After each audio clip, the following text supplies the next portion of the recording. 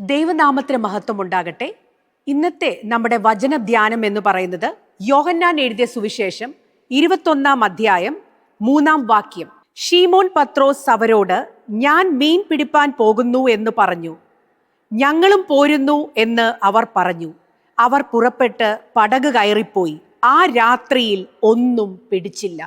ഇത് നമുക്കറിയാം. ഇപ്പോൾ നമ്മൾ വായിച്ച ഈ ഭാഗം എന്ന് പറയുന്നത് ഈസ്റ്റർ കഴിഞ്ഞുള്ള 3 ഞായർ കർത്താവിൻ്റെ 12 ശിഷ്യന്മാരിലെ 7 പേര്, അതായത് ശീമോൻ പത്രോസും അതുപോലെ തന്നെ ദിദിമോസ് എന്ന തോമസും ഗലീലയിലുള്ള കാനായിലെ നഥന്യേലും സെബദി മക്കളും അവൻ്റെ ശിഷ്യരിൽ വേറെ 2 പേരും, അങ്ങനെ 7 പേരാണ് ശീമോൻ പത്രോസിൻ്റെ നേതൃത്വത്തിൽ അവർ മീൻ പിടിക്കാനായിട്ട് പടക് കയറിപ്പോയത്. പക്ഷേ ആ രാത്രിയിൽ ഒന്നും പിടിച്ചില്ല. അപ്പോൾ ഈ ഒരു ഭാഗം നമ്മൾ വായിക്കുമ്പോൾ ആദ്യത്തെ പോയിന്റ് എനിക്ക് നിങ്ങളുടെ ശ്രദ്ധയിൽ കൊണ്ടുവരാനുള്ളത്, കടപ്പാടുകളെ മറക്കുന്നവൻ്റെ വഞ്ചി എന്നും ശൂന്യമാകും. ആ വല എന്നും ശൂന്യമാകും. The deeds, the person who forgets the obligations, their deeds will always be fruitless. ഇപ്പം നമ്മുടെ ഇന്നത്തെ ഒരു കാലം എന്ന് പറയുന്നത് അംനീഷ്യ, ഡിമെൻഷ്യ, അൾസൈമേഴ്സ് എന്നിങ്ങനെ മറവിയുടെ ഒരു കാലഘട്ടമാണ്. പക്ഷേ എന്നാൽ സ്പിരിച്വലായിട്ടുള്ള ഒരു അൾസൈമേഴ്സ്, എത്തിക്കൽ അൾസൈമേഴ്സ് ഉണ്ട്. നമ്മൾ വളരെ ബോധപൂർവം കൺവീനിയൻ്റ് ആയിട്ട് വന്ന വഴി മറക്കുകയാണ്. നമ്മൾ നമ്മുടെ സ്വന്തക്കാരെയും ബന്ധുക്കളെയും നാടിനെയും വീടിനെയും കുടുംബത്തെയും നമ്മളെ സ്നേഹിച്ചവരെയും നമ്മളെ സഹായിച്ചവരെയും ഒക്കെ നമ്മൾ സൗകര്യപൂർവ്വം മറക്കുകയാണ്. ഈ മറവി തന്നെയാണ് നമ്മൾക്കുള്ള അനുഗ്രഹത്തിൻ്റെ തടസ്സവും. നമ്മൾക്ക് ഗുരുത്വം എന്നുള്ളൊരു വാക്ക് നിങ്ങളുടെ ശ്രദ്ധയിൽ ഞാൻ കൊണ്ടുവരുന്നു. വളരെ മാന്ത്രികതയുള്ള ഒരു വാക്കാണ് ഗുരുത്വം. ഈ ഗുരുത്വമില്ലായ്മയാണ് നമ്മുടെ വളർച്ചയ്ക്കുള്ള ഏക ഒരു തടസ്സം എന്ന് പറയുന്നത്. നമ്മൾ മറക്കാൻ പാടില്ലാത്ത പലതും മറന്നുപോയിരിക്കുന്നു. നമുക്കറിയാം, നമ്മുടെ ഭവനങ്ങളിലൊക്കെ ഒരുപാട് വിദ്യാഭ്യാസവും സമ്പത്തും കഴിവും ടാലൻറ്റും സ്കില്ലും ഒക്കെയുള്ള അനേകം മക്കളും ബന്ധുമിത്രാദികളും ഒക്കെയുണ്ട്. പക്ഷെ അവരെവിടെയും എത്താതെ, നമ്മളെല്ലാവരും പറയുന്ന പോലെ, ഒരു പുരോഗതിയില്ല, ഐശ്വര്യമില്ല, മുന്നോട്ട് നീങ്ങാൻ സാധിക്കുന്നില്ല. തടസ്സങ്ങളും പ്രതിസന്ധികൾ കൊണ്ട് ജീവിതം ആകെ തകരുകയാണ്. അപ്പോൾ നമ്മുടെയൊക്കെ ജീവിതമാകുന്ന വള്ളത്തിൽ നമ്മൾ വല വീശുമ്പോൾ ഇതുപോലെ വല ശൂന്യമാകുന്നുണ്ടെങ്കിൽ നമ്മൾ മറക്കാൻ പാടില്ലാത്ത എന്തൊക്കെയോ മറന്നുപോയിരിക്കുന്നു. ഇന്നത്തെ ഈ ഒരു സ്പിരിച്വൽ അൾസൈമേഴ്സിൻ്റെ ഒരു കാലഘട്ടത്തിൽ നമുക്ക് ചിന്തിക്കാം, എന്തുകൊണ്ടാണ് നമ്മൾ നമ്മുടെ കടപ്പാടുകളെ മറക്കുന്നത്. രണ്ടാമതായിട്ടുള്ളൊരു പോയിന്റ്, പാപം എന്ന് പറയുന്നത്, what is the definition of sin? Sin എന്ന് പറയുന്നത് ഡിസയർ പ്ലസ് ഓപ്പർച്യൂണിറ്റി. പല ആളുകളും പാപം ചെയ്യാതെ പിടിച്ചു നിൽക്കുന്നത് അതിനുള്ള അവസരം ലഭിക്കാത്തത് കൊണ്ടാണ്. നമ്മൾക്കറിയാം, അവസരം ലഭിച്ചാൽ, ഒന്ന് ഒത്തുകിട്ടിയാൽ പലരും വീണുപോകും. കാരണം നമ്മളെല്ലാവരും മനുഷ്യരാണ്, ബലഹീനരാണ്. അതുകൊണ്ട് തന്നെ നമ്മൾ വീണുപോകും. അപ്പോൾ ഇതിൽ പത്രോസിന് സംഭവിച്ചത്, അന്ന് ആ രാത്രിയിൽ പത്രോസിൻ്റെ മുറിയിൽ ഉരുട്ടി വെച്ചിരുന്ന വല, ആ വല തന്നെയായിരുന്നു ഓപ്പർച്യൂണിറ്റി. ഇപ്പം നമ്മൾക്കറിയാം, പല പാപ സാഹചര്യങ്ങളും പാപത്തെ നമ്മൾ ഉപേക്ഷിക്കുമ്പോൾ ഇതുപോലുള്ള പത്രോസിൻ്റെ വല പോലെയുള്ള ഒരെണ്ണം നമ്മുടെ മുറിയിലും ഉരുട്ടി കൂട്ടി വച്ചിട്ടുണ്ടാവും. അപ്പോൾ നമ്മൾ ചിന്തിക്കുക, നമ്മൾ ഇന്ന് പല ബന്ധങ്ങളിൽ ഉള്ള തകർച്ചയ്ക്ക് കാരണം, നമ്മൾ പല കാരണങ്ങളായിട്ട് നമ്മൾ ഡിലീറ്റ് ചെയ്യാത്ത പല സിം കാർഡായിരിക്കും, നമ്പേഴ്സ് ആയിരിക്കും, പല വ്യക്തികളായിരിക്കും, പല ബന്ധങ്ങളായിരിക്കും. ഇതൊക്കെ നമ്മൾ ഡിലീറ്റ് ചെയ്യാതെ നമ്മുടെ ജീവിതത്തിൽ ഒരു പുരോഗതി ഉണ്ടാവത്തില്ല. പത്രോസിൻ്റെ വലയും എലീശയുടെ കലപ്പയും നമ്മൾ ഇന്ന് ചിന്തിക്കേണ്ടിയിരിക്കുന്നു. ഏലിയ പ്രവാചകൻ്റെ പിന്നാലെ എലീശ ദൈവവിളി കേട്ട്, ദൈവവിളി ലഭിച്ച് മുന്നോട്ട് പോയപ്പോൾ എലീശയുടെ കൂടെ കാളകളുണ്ടായിരുന്നു. ആ കാളകളെ പൂട്ടാൻ ഉപയോഗിച്ചിരുന്ന കലപ്പ, ആ കലപ്പ വെട്ടിക്കീറി അതായിരുന്നു വിറക്, ദൈവത്തിന് യാഗമർപ്പിക്കാനുള്ളത്. അങ്ങനെ കാളകളെയൊക്കെ ബലി അർപ്പിച്ചിട്ടാണ് എലീശ ഏലിയ പ്രവാചകൻ്റെ പിന്നാലെ പോയത്. അപ്പോൾ യാതൊന്നിനും, അതായത് ഒരു മടങ്ങി വരവിന്, ഒരു കം ബാക്കിന് ഒരു സ്ഥാനം, ഒരു ചാൻസ് കൊടുക്കാതെയാണ് എലീശ ദൈവത്തെ അനുഗമിച്ചത്. അപ്പം നമ്മളുടെയൊക്കെ ജീവിതം നമ്മൾ പരിശോധിക്കുകയാണെങ്കിൽ നമ്മളൊക്കെ പത്രോസിലും ഉണ്ട് ഒരു സ്ലിപ്പിംഗ് പേഴ്സണാലിറ്റി, വീണു പോകാൻ ചാൻസ് ഉള്ള വ്യക്തിത്വങ്ങൾ. പത്രോസ് അങ്ങനെ സ്ലിപ്പിംഗ് പേഴ്സണാലിറ്റി ആകുമ്പോഴാണ് യേശു ക്രിസ്തു ഷീമോനെ എന്ന് വിളിക്കുന്നത്. അപ്പോൾ നമ്മുടെയൊക്കെ ജീവിതത്തിലും അതുപോലെ പത്രോസിൻ്റെ ജീവിതത്തിലും കാണുന്നത് അതാണ്. അതായത് പ്രാകൃതമായിട്ടുള്ള വ്യക്തിത്വത്തിൽ നിന്ന് ക്രമീകൃതമായിട്ടുള്ള ഒരു വ്യക്തിത്വത്തിലേക്കാണ് ദൈവം വിളിച്ചത്. പക്ഷേ ഇവിടെ ഇവർ ഈ മീൻ പിടിക്കാൻ പോകുന്നതിലൂടെ ആ ക്രമീകൃതമായിട്ടുള്ള വ്യക്തിത്വത്തിൽ നിന്ന് പ്രാകൃതമായിട്ടുള്ള വ്യക്തിത്വത്തിലേക്ക് മടങ്ങിപ്പോവുകയാണ് പത്രോസും ശിഷ്യന്മാരും കൂടെ ചെയ്തത്. അതായത് അവർക്കൊരു ഓർഡർ ഉണ്ടായിരുന്നു, പക്ഷേ അവർ പോയത് ആ ഓർഡറിന്നും ഓർഡർലെസ് ആയിട്ടുള്ള ഒരു നേച്ചർ, സ്വഭാവത്തിലേക്കുള്ള ഒരു മടങ്ങിപ്പോക്ക്. നമ്മുടെ ജീവിതത്തിലും ഇതുപോലെ നമുക്കൊരു മടങ്ങിപ്പോക്ക് ഉണ്ടാവാറുണ്ട്. അതായത് ക്രമീകൃതമായിട്ടുള്ള ജീവിതത്തിൽ നിന്നും പ്രാകൃതമായിട്ടുള്ള ജീവിതത്തിലേക്ക് ഒരു മടങ്ങിപ്പോക്ക്. അപ്പോൾ ഇന്ന് ഈ ഒരു പകൽക്കാലം നമുക്ക് ധ്യാനിക്കാം.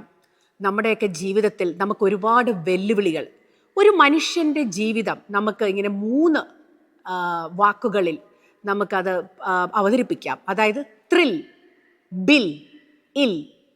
ത്രിൽ എന്ന് പറയുന്നത് നമുക്കറിയാം, ഇന്ന് ഉപയോഗിക്കുന്ന ഒരു വാക്കാണ്. ചെറുപ്പത്തിൻ്റെ ആ ഒരു തിളക്കല്, എർത്ത് ക്വേക്ക് എന്ന വാക്ക് പോലെ തന്നെയാണ് യൂത്ത് ക്വേക്ക്. അപ്പോൾ ആ യൂത്ത് ക്വേക്ക് എന്ന് പറയുമ്പോൾ ചെറുപ്പത്തിൻ്റെ ആ ഒരു തിളക്കല് ഇന്ന് നമുക്ക് പല കാര്യങ്ങളും നമുക്ക് ഒരു പ്രതിബദ്ധത ഇല്ലാതെ, കമ്മിറ്റ്മെൻ്റ് ഇല്ലാതെ നമ്മൾ ചെയ്യുന്നു. ത്രില്ലിംഗ് പീരിയഡിൽ ബൈബിളിൽ തന്നെ, വിശുദ്ധ ബൈബിളിൽ തന്നെ ദാവീദിൻ്റെ ത്രില്ലിംഗ് പീരിയഡിൽ കണ്ടുമുട്ടിയ ഒരു വ്യക്തിയാണ് ബത്ശേബ.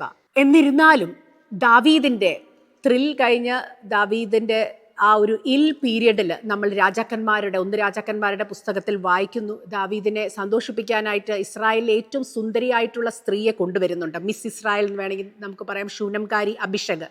എന്നിട്ടും കൂടെ ദാവീദ് അനങ്ങിയില്ല എന്നുള്ള ഒരു തിരിച്ചറിവിലേക്ക് വരുന്നതായിട്ടാണ് കാണുന്നത്. അപ്പോൾ നമ്മുടെ ഒക്കെ ജീവിതത്തിലെ ഈ ത്രില്ലിംഗ് പീരീഡിൽ നമ്മൾ പല കാര്യങ്ങൾ എടുത്തു ചാടി ചെയ്യുന്നു. അത് കഴിഞ്ഞിട്ട് ബിൽ എന്നുള്ള ഒരു പീരീഡ് 40s വരുന്നു. 40-50 വയസ്സിൽ നമുക്കറിയാം പല രീതിയിലുള്ള ബില്ലുകൾ, വാട്ടർ ബില്ലാവാം, കറണ്ട് ബില്ലാവാം, ന്യൂസ് പേപ്പറിൻ്റെ ആകാം, പല ബില്ലും അടച്ച് നമ്മൾ മുന്നോട്ട് പോകുന്നു. പിന്നെ അത് കഴിഞ്ഞിട്ടുള്ള ഒരു ജീവിതമാണ് ഇൽ എന്ന് പറയുമ്പോൾ നമ്മൾ പിന്നെ എല്ലാം മായ എന്ന് പറയുന്ന ആ ഒരു രോഗത്തിൻ്റെ അവസ്ഥയിലായി. നമ്മൾക്ക് ദാവീദിൻ്റെ പുത്രൻ ശലോമോൻ്റെ ജീവിതം എടുക്കുകയാണെങ്കിൽ, ശലോമോൻ എഴുതിയ 3 പുസ്തകങ്ങൾ, ഉത്തമഗീതം, സദൃശ്യവാക്യങ്ങൾ, സഭാപ്രസംഗി, ഈ ശലോമോൻ എഴുതിയ 3 പുസ്തകങ്ങളിലൂടെ മനുഷ്യ ജീവിതത്തിൻ്റെ 3 ഘട്ടങ്ങളെ നമുക്ക് അവതരിപ്പിക്കാം, നമുക്ക് ചിന്തിക്കാം.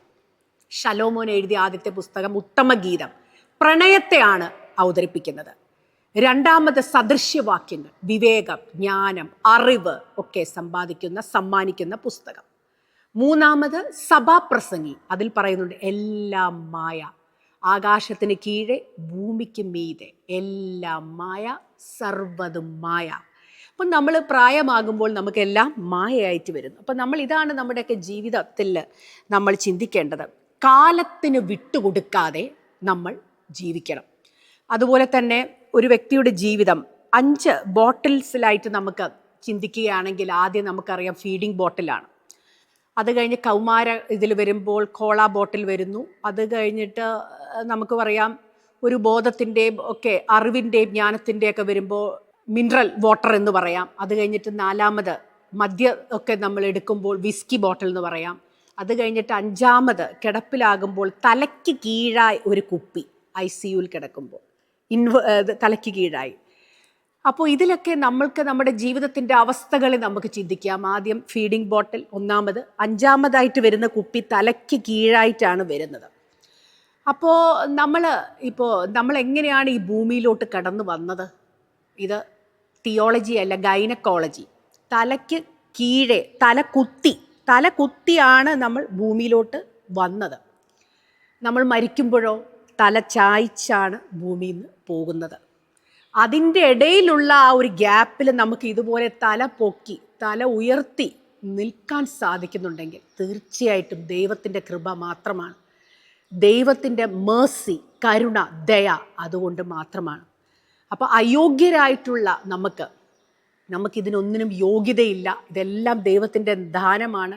അത്രയും അൺഎലിജിബിൾ ആയിട്ടുള്ള നമുക്ക് മണ്ണിലോട്ട് മടങ്ങിപ്പോകേണ്ട നമുക്ക് ദൈവം ഇത്രയും കൃപ തന്നിട്ടുണ്ടെങ്കിൽ ആദ്യം തന്നെ നമ്മൾ ഗ്രാറ്റിറ്റ്യൂഡോടുകൂടി, നന്ദിയോടുകൂടി, സ്തോത്രത്തോടുകൂടി ദൈവത്തെ മഹത്വപ്പെടുത്തിക്കൊണ്ട് അത്യുന്നതനായിട്ടുള്ള സർവാധിപൻ, സർവശക്തൻ, അത്യുന്നതൻ, മരണമില്ലാത്തവൻ, അജയനായിട്ടുള്ള ദൈവത്തെ വാഴ്ത്തുകയും പുകഴ്ത്തുകയും സ്തുതിക്കുകയും മഹത്വപ്പെടുത്തുകയും നന്ദിയുള്ള ഒരു ഹൃദയത്തോടുകൂടി ജീവിക്കുകയും കുടുംബത്തിനും മറ്റു കുടുംബാംഗങ്ങൾക്കും ആ ഒരു നന്മ പകർന്നു കൊടുക്കുകയാണ് നമ്മൾ ഒരു വിശ്വാസിയുടെ ആദ്യത്തെ കടമ എന്ന് പറയുന്നത്. അപ്പോൾ നമ്മൾ ഇത് എല്ലാം ദൈവത്തിൻ്റെ കൃപ ആണെന്ന് ഞാൻ നിങ്ങളോട് പറഞ്ഞു.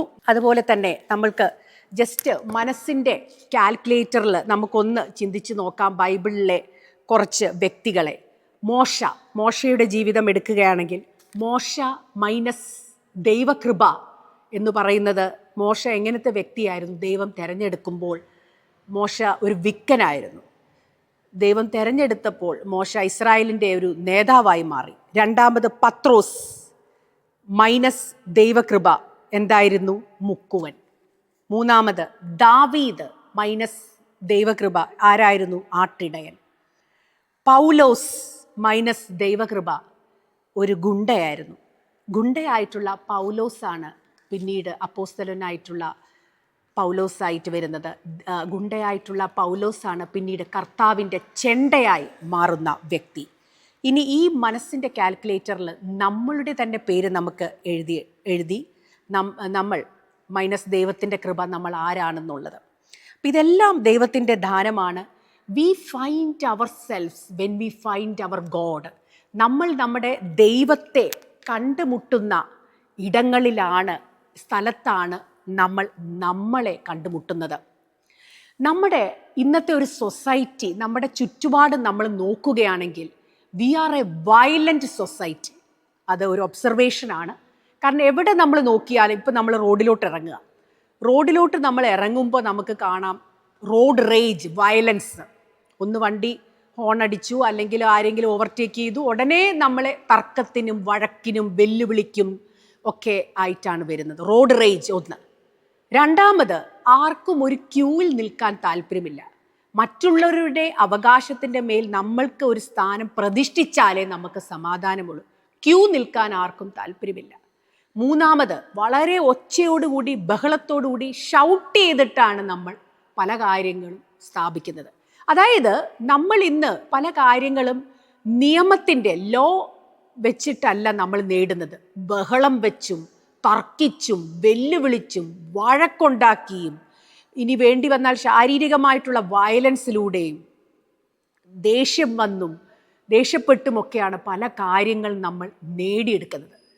വെല്ലുവിളിച്ചും വഴക്കുണ്ടാക്കിയും ഭീഷണിപ്പെടുത്തിയും ഇങ്ങനെയുള്ള മുറകളിലൂടെ, നിയമത്തിലൂടെ അല്ലാതെ ഇങ്ങനത്തെ മാർഗങ്ങളിലൂടെ, വയലൻസിലൂടെയാണ് നമ്മൾ പല കാര്യങ്ങൾ നേടിയെടുക്കുന്നത്. പക്ഷെ എന്നാൽ നമ്മുടെ ദൈവം, പ്രത്യേകിച്ച് നമ്മൾ പാം സൺഡേ, ഓശാന ഞായറിൽ നമ്മൾ ധ്യാനിച്ച യേശു ക്രിസ്തു, കഴുതപ്പുറത്ത് വന്ന യേശു ക്രിസ്തുവാണ്.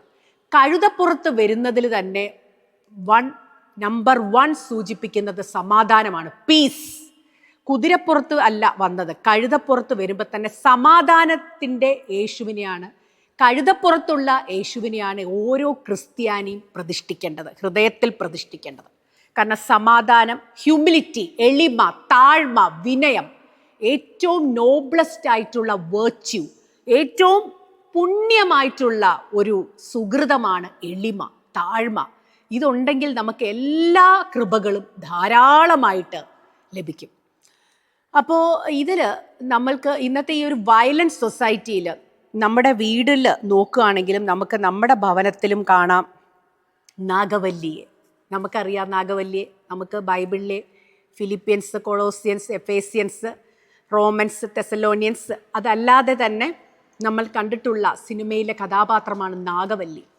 നമ്മുടെ വീടുകളിലും നാഗവല്ലിയുണ്ട്. കാരണം നമ്മളുടെ മക്കളോട് എവിടെയെങ്കിലും പോകണ്ട, അല്ലെങ്കിൽ ഒരു വിനോദയാത്രയ്ക്ക് പോകണ്ട, സുഹൃത്തുക്കളുടെ കൂടെ പോകണ്ട എന്ന് പറയുമ്പോൾ തന്നെ അവർ നമ്മളോട് ചോദിക്കുന്നത്, മറുചോദ്യമായി ചോദിക്കുന്നത് പോയാൽ എന്താ എന്നാണ് അവർ ചോദിക്കുന്നത്. അപ്പോൾ നാഗവല്ലിയായിട്ട് അവർ ആടുകയാണ് വീട്ടിൽ.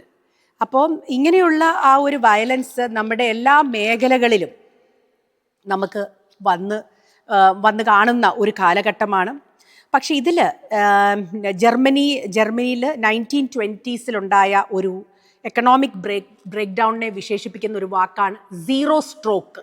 അപ്പോൾ അതിൽ കറൻസി മൊത്തം ഒരു വിലയില്ലാതെ ടോയ്ലറ്റ് പേപ്പറിൻ്റെ വിലയായിട്ടുള്ള ആ ഒരു കാലഘട്ടത്തിൽ നമ്മളുടെയൊക്കെ ജീവിതവും ഒരു സീറോ സ്ട്രോക്ക് ആക്കേണ്ടതുണ്ട്. അതായത് ദൈവസന്നിധിയിൽ ഒന്നുമില്ല, എല്ലാം നമുക്ക് ദൈവത്തിൽ നമ്മൾ ശൂന്യരാണ്, നമ്മൾ പൂജ്യമാണ് എന്നുള്ള ആ ഒരു അവസ്ഥയിൽ ദൈവത്തിൽ സമർപ്പിച്ചുകൊണ്ട്, ഞാൻ നേരത്തെ പറഞ്ഞതുപോലെ തലകുത്തിയാണ് നമ്മൾ ഭൂമിയിലോട്ട് വന്നത്, തല ചായ്ച്ച് മടങ്ങിപ്പോകുന്നു. അതിൻ്റെ ഇടയിൽ തല ഉയർത്തി പിടിക്കാൻ സാധിക്കുന്നുണ്ടെങ്കിൽ തീർച്ചയായിട്ടും അത് ദൈവകൃപ ഒന്നുകൊണ്ട് മാത്രമാണ്. അപ്പോൾ നമുക്ക് ദൈവം തന്ന ദാനങ്ങൾ ഓർക്കുമ്പോൾ തന്നെ ഞാൻ പറഞ്ഞതുപോലെ നമുക്ക് ഒരുപാട് വേഷം കെട്ടലുകളില്ലാതെ ആയാൽ തന്നെ നമുക്ക് ദൈവത്തെ കാണാനൊക്കെ സാധിക്കും. അപ്പോൾ we find our selves when we find our God.